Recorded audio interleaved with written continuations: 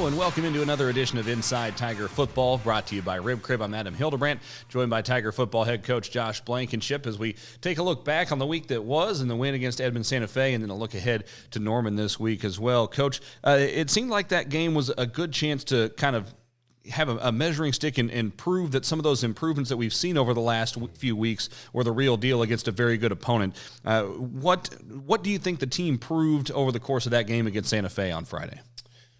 They've bought into our process. It's been the coolest thing to watch. The prep every week, what they put into it, and then you hope they get rewarded with a win.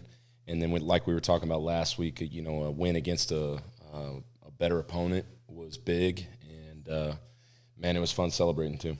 It was a game that was a close game throughout, incredibly good football game. There are 8 lead changes in that game. That's a basketball number of lead changes. You don't see that very often in a football game. When a game is that close, that back and forth, how does that build up the mentality of a team or help the mentality of a team as they had to continue to fight through adversity in that game? We talk about adversity all the time, and we talk about finding a way to win, and I think that's what I was most excited about. The offense gets all the publicity right now on that game, but the defense went out to start the half, and they had scored right before the half, and then we had to kick off to them, and we went up 3-and-out there, and then obviously everybody knows about the pick there at the end to seal the deal. But I was super proud of our defense. Well, let's actually stay on the defensive side of the ball. We'll switch things up. We'll talk about them first. What kind of Dietrich Moore went down early on in that game. He has been just the focal point of this defense all year, both physically and mentally, what he does for that defense.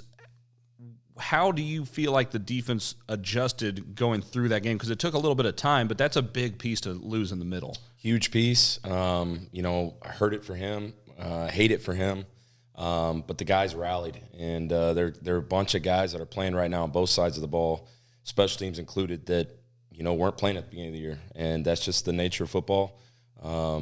If you stay and you stay committed, you're going to play. And we got guys out there right now that are playing that, probably didn't think they were going to at the beginning of the year.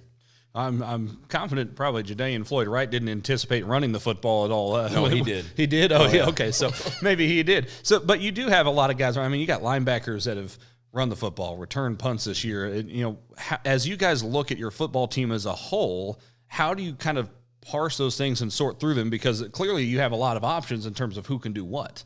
Right. I mean, that's the puzzle you're always trying to figure out, moving the pieces around. What it's become for me is who do we want touching the football and how often? And Jadean's definitely a guy that we wanted to get him in the mix and get him rolling, and hopefully we'll see some more of that as well. Staying on the defensive side of the ball, Santa Fe had a lot of offensive weapons. They had a lot of really talented, skilled guys, some speed, certainly some size. Shetron was 6'3". How did you feel like the defense did overall in terms of trying to limit that offense that is very talented? They contained it, just enough, and then made the plays in the critical moments. I know I already said it, but to open up the half with that 3-and-out was huge, and they found a way to get it done. And those guys are special over at Edmond Santa Fe, and for us to slow them down a little bit was big. What's the next step to take on that side of the ball?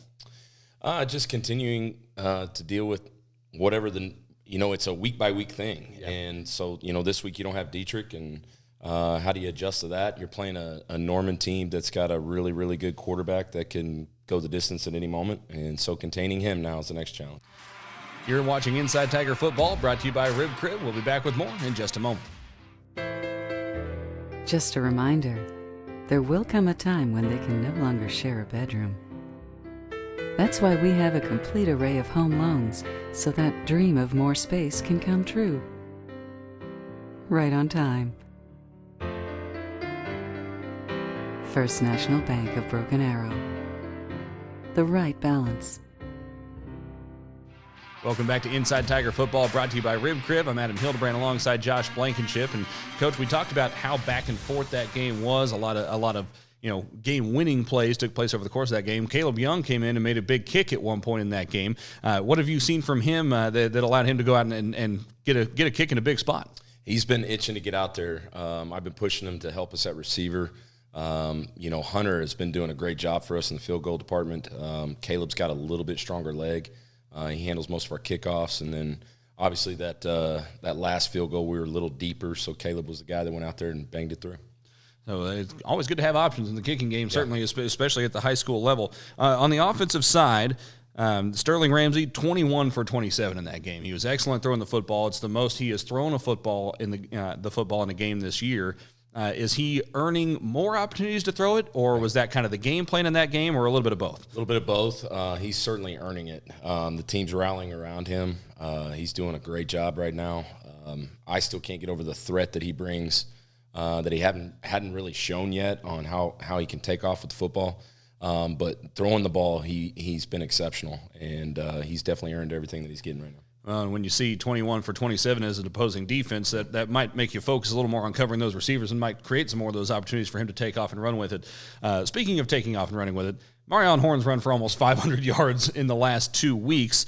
Clearly some things have been going well in that area, but he also has carried the ball 50 times in the last 2 weeks. How has he done kind of carrying that load physically? I think that's where he wants to be. The more times he can touch the football, the more we're going to see him be explosive. The guys up front are doing a great job for him.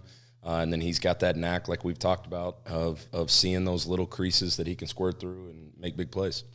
R.J. Spears-Jennings caught a bunch of balls the other night, 2 touchdowns. He now has 4 touchdowns in the last 2 weeks, and he caught one over the top against Santa Fe, and then he caught one on a slant that he broke a tackle and kind of went the rest of the way. Where is his game at?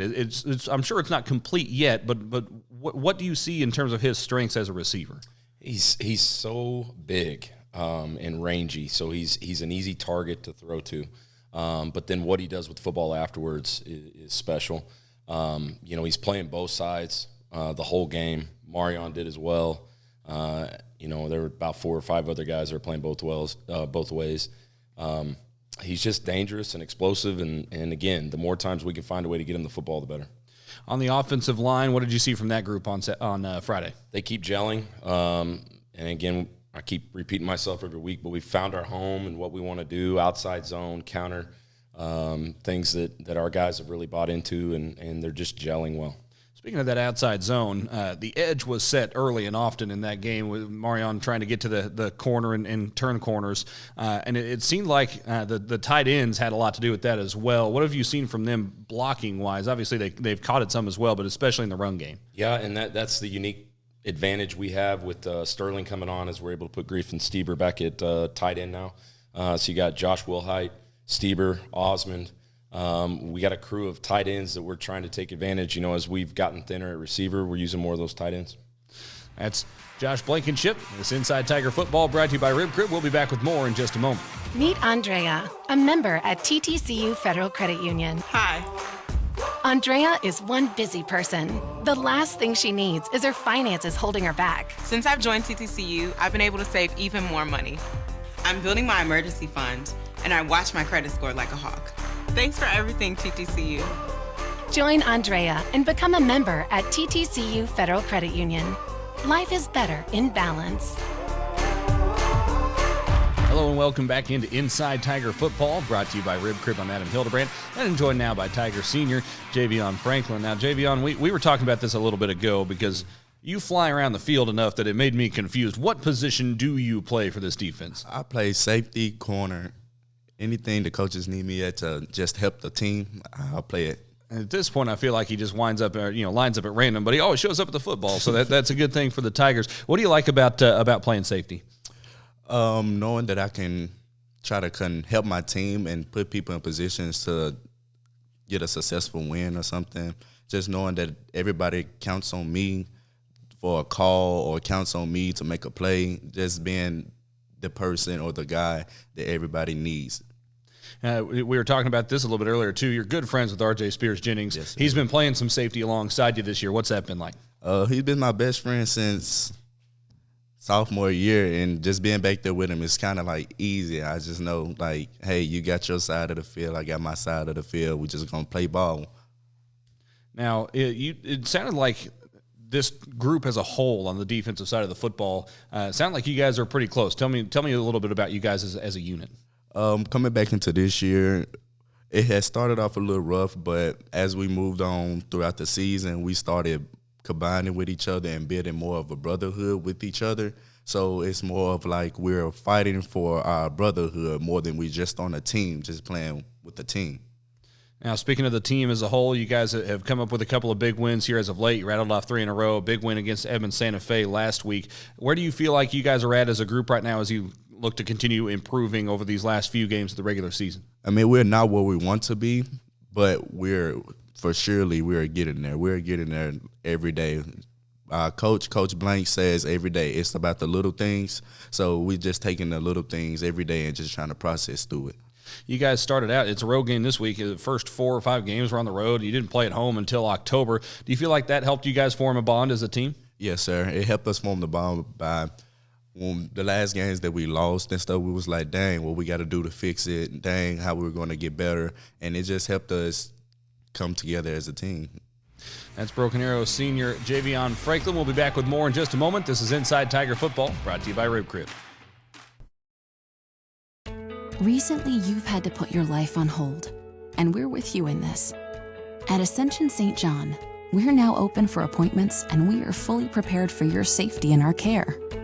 As we open our doors again, our doctors, nurses, and care teams will continue to wear personal protective equipment. We've taken even more steps to clean and stringently disinfect all areas. We will maintain distancing in our waiting rooms, and will continue to limit visitors. And we will still screen all staff to protect their health and yours. Our emergency rooms are here 24/7. Please do not delay care. We're still delivering babies and performing surgeries. And we're open for your appointments, from specialists and surgical care to routine care and health screenings. Ask us about virtual visits. Ascension St. John continues to care for you, as we have been for almost a century. Thank you for trusting us.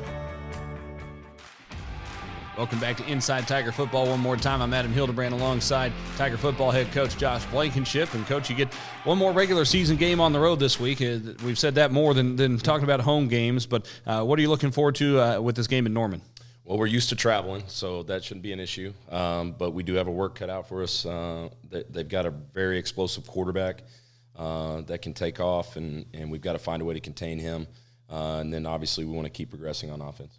Yeah, you turn. Last week we focused a little bit on the matchup with Santa Fe and what it meant in the district standings. But now you're getting to that point where, okay, there's only 2 regular season games left, and you get to playoff. What do you want to see still improve in this team? What are you still trying to see? What areas are you still trying to see growth? Everything. I want to be red hot when we get to that first playoff game, and I'm glad we took care of this last one that gave us our 4th district win. But we've got to continue to progress, and they're doing it right now in practice, so I'm anxious to see what they do on Friday. And you mentioned getting red hot. Another way to phrase that is peaking at the right time. Do you feel like this team has played its best football yet? No, and I think we call him Memphis, but you got him on here, and he's talking about we're not where we want to be yet, and that's good to hear from those guys. Absolutely. All right. Broken Arrow at Norman. That's coming up Friday night. We'll have that for you on Arrow Vision. Looking forward to having the game for you. I'm Adam Hildebrandt. This has been Inside Tiger Football, brought to you by Rib Crib.